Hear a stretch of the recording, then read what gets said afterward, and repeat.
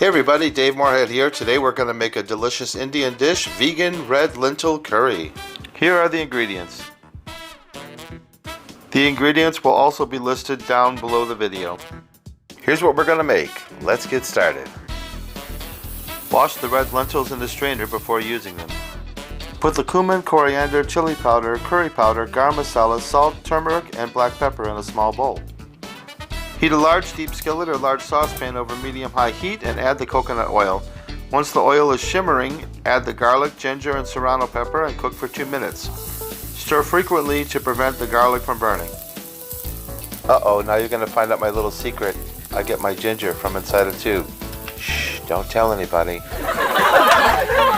Add the cumin, coriander, chili powder, curry powder, garam masala, salt, turmeric, and black pepper to taste, and cook for 30 to 60 seconds until fragrant. Ground spices burn easily, so keep stirring and reduce the heat if they start to burn.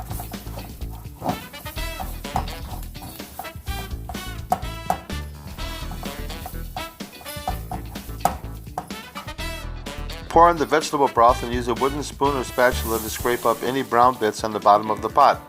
Add in the lentils and the diced tomatoes and mix well.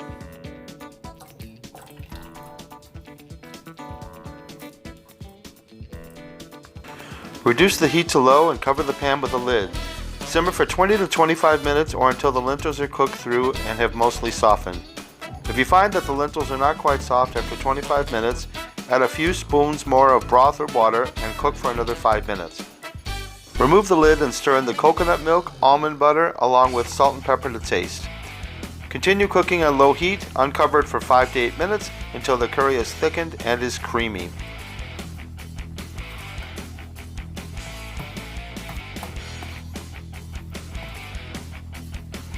Finally, stir in the lemon juice and cilantro and turn off the heat.